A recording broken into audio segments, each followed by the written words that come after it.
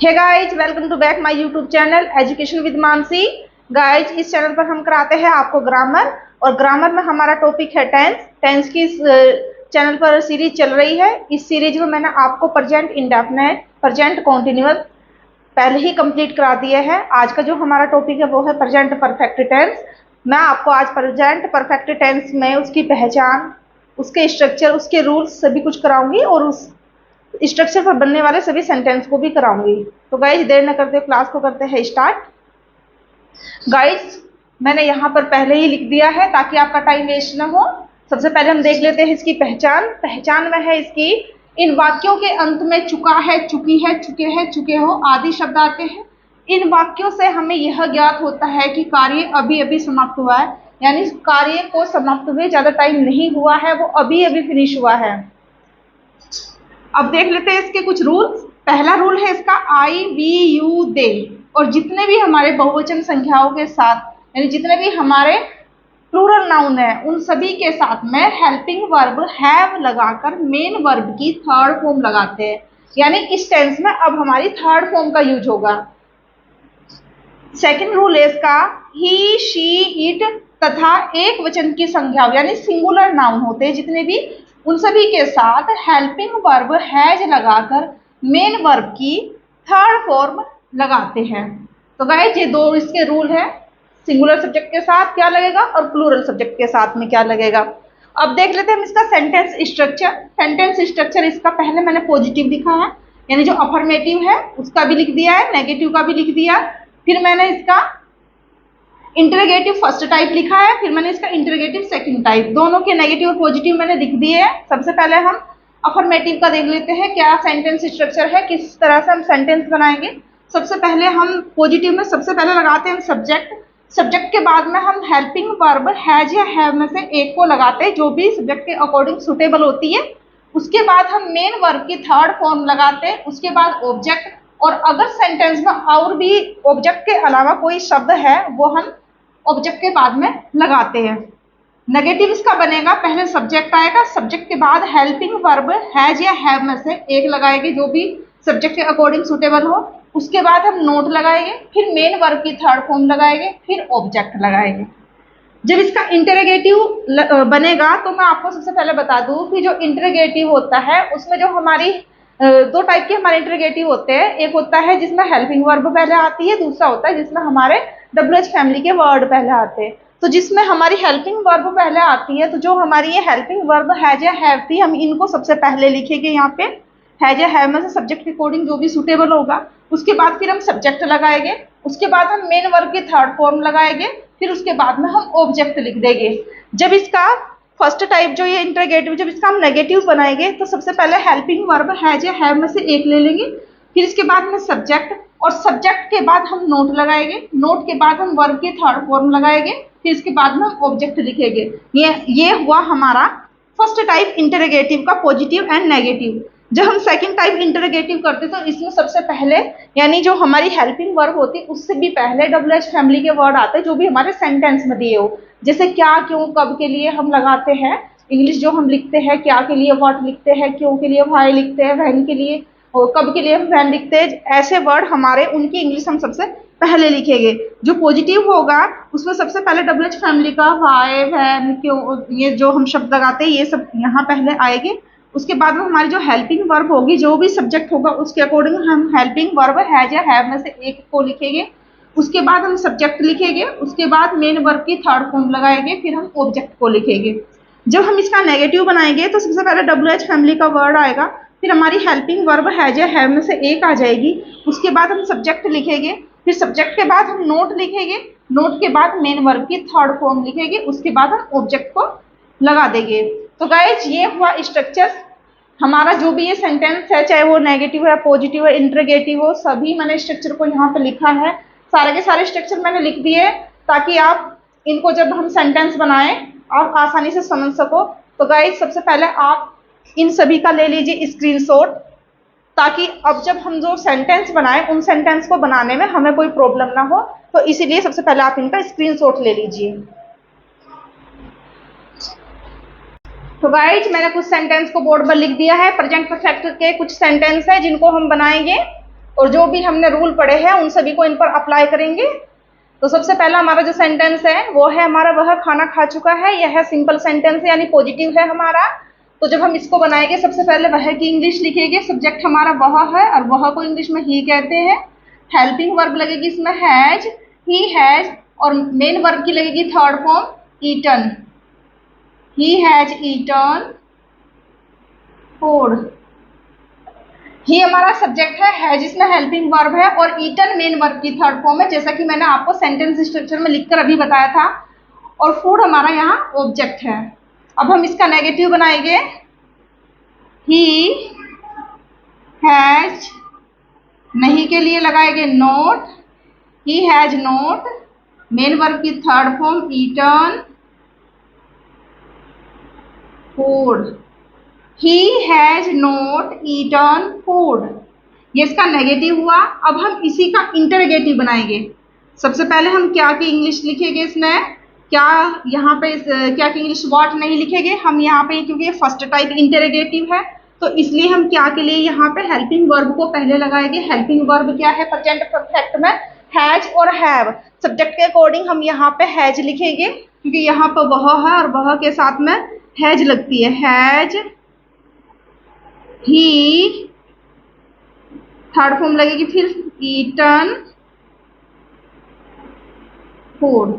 और जो question mark वाले होते हैं, जो हमारे इंटरोगेटिव होते हैं, उसमें क्वेश्चन मार्क लगाना भी जरूरी होता है। अभी जो मैंने आपको सेंटेंस स्ट्रक्चर लिख के दिखाया, मैंने वहां पे ये नहीं लिखा था। मैंने इसलिए नहीं लिखा था कि जब मैं सेंटेंस लिखूंगी तभी मैं आपको साथ के साथ बता दूंगी कि इसको कैसे लगाते हैं और क्यों लगाते हैं। इसको इसलिए लगाते हैं क्योंकि ये हमारे प्रश्नवाचक चिन्ह होते हैं, तो ये लगाना जरूरी होता है। अगर ये नहीं लगाएंगे तो भी हमारा सेंटेंस गलत हो जाएगा। तो हमारा क्वेश्चन मार्क लगना भी बहुत जरूरी होता है इंटरोगेटिव सेंटेंस में। हमने बनाया कि वह खाना खा चुका है, तो इसका हमने जब ट्रांसलेट किया इंग्लिश में, has he eaten food. Has इसमें हमारी हेल्पिंग वर्ब है क्योंकि क्या ये जब शुरू में आता है तो हेल्पिंग वर्ब से स्टार्ट करते हैं। ही इसका सब्जेक्ट है, ईटन इसकी मेन वर्ब है और फूड इसका ऑब्जेक्ट है। और ये क्वेश्चन मार्क लगता ही है प्रश्नवाचक जो हमारे सेंटेंस होते हैं इन्हीं में। नेक्स्ट है इसका, हम इसका नेगेटिव बना के, जो प्रश्नवाचक नेगेटिव होते हैं यानी इंटरोगेटिव नेगेटिव जो होता है वो बनेगा हमारा हैज, सेम बन जाएगा, सब्जेक्ट भी सेम लगेगा। हैज ही नोट, यानी मेन वर्ब से पहले नोट लग जाएगा बस। हैज ही नोट ईटन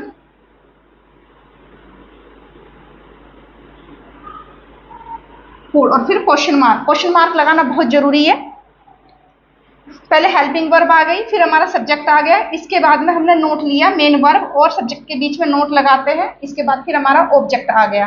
तो ये हमारा इंटरोगेटिव जो फर्स्ट टाइप है उसका हमारा नेगेटिव बन गया। अब इसी का हमारा जो सेकंड टाइप है इंटरोगेटिव, उसका हम पॉजिटिव बनाते हैं। सबसे पहले वह खाना क्यों खा चुका है या उसने खाना क्यों खाया है।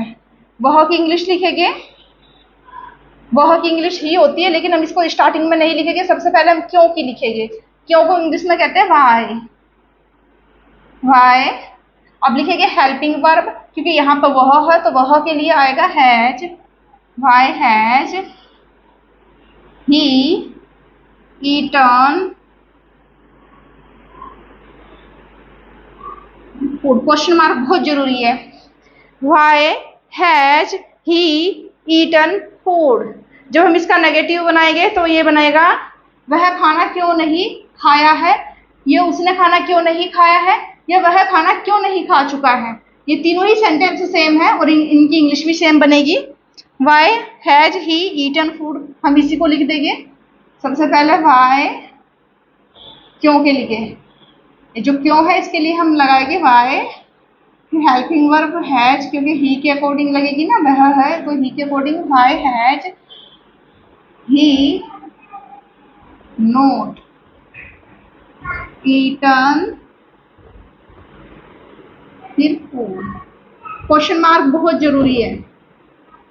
Why has he not eaten food, इसका ये नेगेटिव बन गया सेकंड टाइप का। अब हम फिर से बनाते हैं।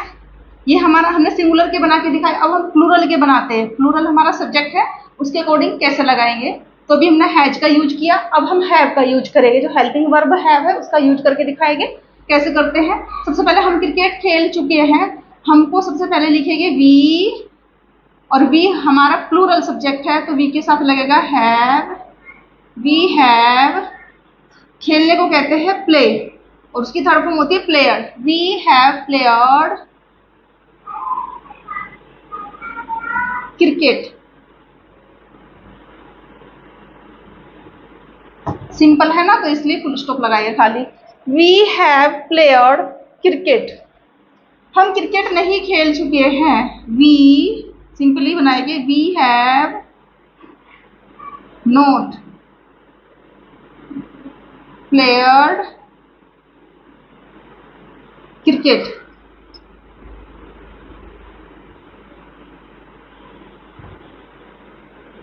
We have not played cricket. अब इसको हमने इंटरोगेटिव फर्स्ट टाइप बनाएंगे। सबसे पहले हम लिखेंगे हेल्पिंग वर्ब को, तो आएगी इसमें हैव वी। जैसे हमने इसको बनाया था सिंपल वाला, तो सबसे पहले हैव आया, हैज आया, इसमें हैव आया। ये हमारा सिंगुलर था, ये हमारा प्लूरल है। अब इसके बाद हमारा सब्जेक्ट ये सिंगुलर था, ये हमारा प्लूरल आया। इसके बाद हमारी मेन वर्ब आएगी have we played cricket, question mark. Have we played cricket. अब लिखेंगे हम, क्या हम क्रिकेट नहीं खेल चुके? इसका negative have we not played cricket, question mark. Question mark बहुत जरूरी है, क्वेश्चन मार्क लगाना है तभी हमारा ये सेंटेंस सही होगा। हैव वी नॉट, मेरा टी इसमें छोड़, have we not played cricket. अब हम इसका सेकंड टाइप बनाएंगे। सबसे पहले हम वाई लिखेंगे, why have we played cricket, question mark. हम क्रिकेट क्यों खेल चुके हैं? हम के लिए यहाँ पे वी आ गया सब्जेक्ट हमारा, और क्यों के लिए वाई आया, helping verb have I subject के अकॉर्डिंग, और मेन वर्ब जो खेलना है वो थर्ड फॉर्म आई, और यहाँ पर क्रिकेट हमारा ऑब्जेक्ट हो गया। अब इसका नेगेटिव बना लेते हैं, why have we not played cricket, question mark. Why have we not played cricket. तो गाइज आपने देखा कि हमने एक ही सेंटेंस को लिखा है और उसी को हमने सिंपल, नेगेटिव, फिर उसका दोनों टाइप के इंटरोगेटिव, हर तरह का बना के देख लिया है, और बड़े आसानी से हमने इनको बना लिया है। गाइड सबसे पहले हमें क्या करना है, छोटे छोटे सेंटेंस को लेना है, उन सेंटेंस को बनाने की कोशिश करनी है। उसके बाद में थोड़े हार्ड सेंटेंस को भी हम आसानी से बना पाएंगे।